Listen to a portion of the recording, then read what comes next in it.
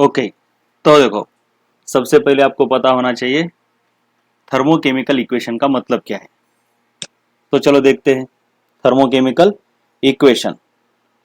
तो ये क्या देखा है, यहां पे लिखा है, देखो, थर्मोकेमिकल इक्वेशन होता है बेटे एक बैलेंस्ड केमिकल इक्वेशन, और उसमें क्या क्या लिखा होता है, together with value of its delta H, मतलब इंथैल्पी ऑफ रिएक्शन, ये भी होनी चाहिए। और क्या क्या होना चाहिए, फिजिकल एंड एलोट्रोपिक स्टेट्स भी। इसको हम थर्मोकेमिकल इक्वेशन बोलते हैं। देखो, फिजिकल और एलोट्रोपिक स्टेट्स बहुत इंपॉर्टेंट। जैसे कि एग्जांपल देखो, नीचे यहाँ पे क्या लिखा है, देखो, सबसे पहले इंथैल्पी ऑफ रिएक्शन दी है डेल्टा एच, उसके बाद बैलेंस्ड केमिकल इक्वेशन है, उसके बाद फिजिकल स्टेट्स देखो, ये डी जी एल ये सब जो दिया है ना, ये फिजिकल स्टेट्स है। हाँ, एलोट्रोपिक फॉर्म अगर कार्बन होता तो हम लिखते एलोट्रोपिक फॉर्म इसका जो भी है, ठीक है, लेकिन यहाँ पे कोई एलिमेंट नहीं है तो एलोट्रोपिक फॉर्म लिखने की कोई नौबत ही नहीं है। तो इस पूरे इक्वेशन को हम बोलते हैं बैलेंस्ड केमिकल रिएक्शन, और इस पूरी रिएक्शन को बोलते हैं 1 मोल ऑफ रिएक्शन। अब इसको पढ़ते कैसे है, देखो, 1 mole of liquid ethanol reacts with 3 moles of gaseous oxygen. देखो, गैसियस है ऑक्सीजन, और उसके 3 मोल्स भी दिख रहे हैं ना, और ये ऑक्सीजन है। टू गिव मतलब प्रोडक्ट, गिव का मतलब इसके आगे होंगे प्रोडक्ट्स होंगे। क्या लिखा है, देखो, 2 moles of gaseous carbon dioxide. देखो, 2 गैसियस कार्बन डाइऑक्साइड, समझ में आ रहा है ना। 3 मोल्स, 3 लिक्विड वाटर, उनके फिजिकल स्टेट्स है, और with the liberation of, liberation का मतलब निगेटिव, मतलब एक्सोथर्मिक रिएक्शन है, बाहर गिरी, लिबरेट हुई, 1367 kilo joule of heat, 1367 kilo joule of heat, ठीक है, इतनी लिबरेट हुई, राइट। और ये किलो जूल पर मोल क्या लिखा है, ये पर मोल ऑफ होल रिएक्शन होता है बेटा, कुछ नहीं, पर मोल ऑफ होल रिएक्शन। आज तक आपने क्या देखा था, 1 mole of atom, 1 mole of molecule, 1 mole of reaction भी होता है। इस पूरे की पूरी रिएक्शन को ही 1 मोल बोलते हैं, राइट। उसके अंदर मॉलिक्यूल के मोल अलग अलग हो सकते हैं, 3 4 कुछ भी, लेकिन उस पूरे के पूरे बैलेंस रिएक्शन को 1 मोल ऑफ रिएक्शन बोला जाता है। जैसे कि वाटर के अंदर अगर आप देखोगे H2O के अंदर हाइड्रोजन के 2 मोल है और ऑक्सीजन का 1 ही मोल है एटम का, लेकिन इस पूरे को 1 मोल ऑफ वाटर ही बोलते हैं, राइट। तो इसके बाद देखना, ये जो स्टोइकियोमेट्रिक कोएफिशिएंट है, मतलब बैलेंस स्टोइकियोमेट्रिक कोएफिशिएंट, वो रिप्रेजेंट करते हैं हमेशा मोल, नॉट मॉलिक्यूल्स। मतलब हमेशा स्टोइकियोमेट्रिक कोएफिशिएंट को मोल की तरह पढ़ना है, 2 मोल्स ऑफ इथेनॉल, ना कि 2 मॉलिक्यूल्स ऑफ इथेनॉल। याद रहे, भूलना नहीं, ये बहुत इंपॉर्टेंट। स्टोइकियोमेट्रिक कोएफिशिएंट लिखे हुए हैं वो मोल्स को रिप्रेजेंट करते हैं। उसके बाद ये जो delta H of the reaction है, ये है डेल्टा एच पर मोल ऑफ द रिएक्शन। ये एक नई टर्म है, मोल ऑफ रिएक्शन, क्योंकि आपने 1 मोल ऑफ एटम देखा है, 1 मोल ऑफ मॉलिक्यूल्स देखा है, अब ये नया है 1 mole of reaction. Same algebraic expression, algebraic operation must be performed on extensive properties which are performed on reaction. देखो, पहले सबसे पहले इसको समझ लो। एग्जाम्पल के लिए मान लो ये एक रिएक्शन है, रिएक्शन 1, ये दूसरी रिएक्शन है, रिएक्शन 2। इसका डेल्टा एच है डेल्टा एच 15 और इसका है डेल्टा एच 10। तो अगर आप एक तीसरी रिएक्शन पैदा करते हो जो कि पहली और दूसरी रिएक्शन के एडिशन से बनती है या फिर सब्सट्रैक्शन से बनती है, तो ये जो तीसरी रिएक्शन है उसका डेल्टा H3 भी पहली रिएक्शन और दूसरी रिएक्शन के एडिशन या सब्ट्रैक्शन से ही बनेगी। मतलब अगर एडिशन किया है तो डेल्टा H का भी एडिशन होगा। बस इसका एक सिंपल रिएक्शन से मैं बता रहा हूं, देखो जरा। मान लो A plus B gives C है और C गिव्स D है। रिएक्शन 1 है, रिएक्शन 2 है। इसकी डेल्टा H मान लो 5 है, इसकी डेल्टा H मान लो 3 है।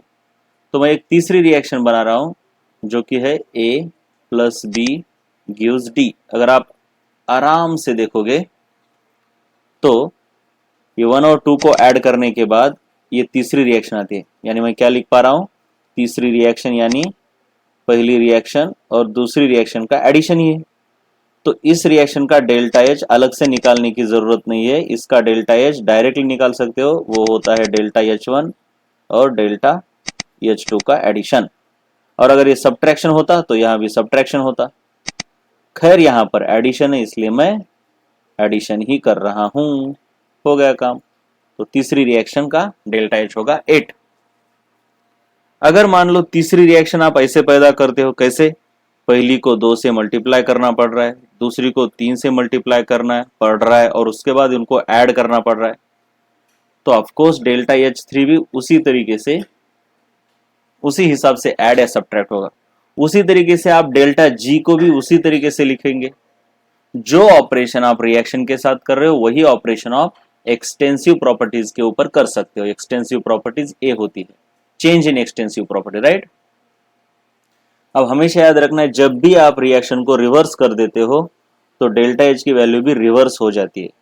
यानी मान लो आपने एक सी रिएक्शन, तीसरी रिएक्शन बना, सी गिव्स ए टू बी, ऐसा उल्टा लिखा, जो कि इसके एकदम अपोजिट रिएक्शन है। तो इसका डेल्टा H 5 है, तो ये उल्टा होने के बाद इसका डेल्टा H -5 बन जाता है। डेल्टा H की वैल्यू चेंज हो जाती है रिएक्शन को रिवर्स करने के बाद। अब एग्जांपल दिया है यहां पर, देखो मान लो ये वाली एक रिएक्शन है और ये 2 रिएक्शन है, इनके डेल्टा H यहाँ पे दिए हुए हैं और आपको बोला गया है कि find delta H3 for this reaction. आप आराम से, ये तो मैं आसान सवाल ले रहा हूं, आगे चल के थोड़े डिफिकल्ट होंगे। इसका डेल्टा H3 निकालो, जैसे आपने इक्विलिब्रियम में किया था वैसे है, बस इक्विलिब्रियम में क्या होता है, रिएक्शन ऐड करने पर इक्विलिब्रियम कांस्टेंट का मल्टीप्लिकेशन होता है, लेकिन यहां पे ऐड करने पर ऐड ही करना है, सब्ट्रैक्ट करने पर सब्ट्रैक्ट ही करना है। अब देखो क्लियरली, देखो इस रिएक्शन को और इस रिएक्शन को ऐड करो, मतलब ये तीसरी रिएक्शन है वो कुछ नहीं है, पहले दोनों का एडिशन है। तो सिंपल है, तीसरी रिएक्शन का जो डेल्टा H है, डेल्टा H3, वो भी पहले दोनों का एडिशन आएगा। डेल्टा H1 है -22, ये देखो, और डेल्टा H3 है 30, ये देखो, तो ये -20 + 30, ये आ गया डेल्टा H3 आपका 10। इसी हिसाब से यहाँ देख लो, ये एक रिएक्शन गिवन है, ये दूसरी गिवन है, और इस तीसरी रिएक्शन का डेल्टा H निकालना है। अब ये डायरेक्ट नहीं, थोड़ा सा दिमाग लगाओ। कैसा दिमाग लगाओ? देखो यहाँ पे 6 है, अब क्या क्या है देखो, आराम से देखो कैसे। अब तीसरी रिएक्शन को हम पहली से और दूसरी से कैसा जनरेट करते हैं, सोचना ऐसे है। मुझे तीसरी रिएक्शन में क्या चाहिए, कार्बन डाइऑक्साइड चाहिए, वो तो पहली में भी है और दूसरी में भी है, तो उसको कंसिडर नहीं करना है। जो दोनों में है उसको कंसिडर नहीं करना है, क्योंकि वो कंफ्यूज कर देता है। जो एक में ही है, एक ही रिएक्शन में अवेलेबल है, उसको कंसिडर करो। तो ये देखो हाइड्रोजन करो, वो एक ही रिएक्शन में है, हमको चाहिए 4, 4 ही है, मतलब मल्टीप्लाई करने की जरूरत नहीं है। हमको चाहिए लेफ्ट साइड को, लेफ्ट साइड में ही है, इसलिए माइनस करने की जरूरत नहीं। तो simple reaction R3 equal to, पहले मुझे कंसिडर करनी चाहिए R2 without changing any sign. अब मुझे क्या चाहिए आगे, मीथेन। पहले देखो ये दोनों में है या एक में ही है, चलो एक में ही है तो इसको हम कंसिडर कर सकते हैं, लेकिन ये दूसरी रिएक्शन में। अब दूसरी रिएक्शन को तो हमने ऑलरेडी कंसिडर किया है, इसलिए मीथेन को नहीं ले लो। अब ऐसा एलिमेंट ले लो जो सिर्फ पहली रिएक्शन में है। क्या कार्बन मोनोऑक्साइड है? नहीं है, वो दूसरे में है, दूसरे का काम तमाम हमने ऑलरेडी कर दिया है। फिर देखो ऑक्सीजन, अरे ऑक्सीजन तो यहाँ भी है यहाँ भी है, दोनों तरफ नहीं चाहिए, एक ही तरफ होना चाहिए, एक ही रिएक्शन में होना चाहिए प्रिफरेबली। अब ऑप्शन नहीं है तो फिर करना पड़ेगा मैन्युअली बहुत, लेकिन पहले तो एक ही रिएक्शन में होना चाहिए। अब कार्बन देखो, हाँ कार्बन है, एक में ही है, वो भी पहली में है, लेकिन हमको चाहिए राइट साइड को यानी प्रोडक्ट साइड को, है रिएक्टेंट साइड को यानी उल्टा करना पड़ेगा, यानी माइनस करना पड़ेगा। चाहिए हमको 2, है एक ही, तो इस रिएक्शन को 2 से मल्टीप्लाई भी करना पड़ेगा और माइनस भी लगाना पड़ेगा, तो यानी -2R1। तो जो रिएक्शन के साथ हुआ है वही डेल्टा के साथ होगा, delta H2 -2 into delta H1, हो गया काम तमाम। आगे तो आपको पता ही है क्या करना है। डेल्टा H2 की वैल्यू है -12, -2 इंटू डेल्टा H1 की वैल्यू है 5।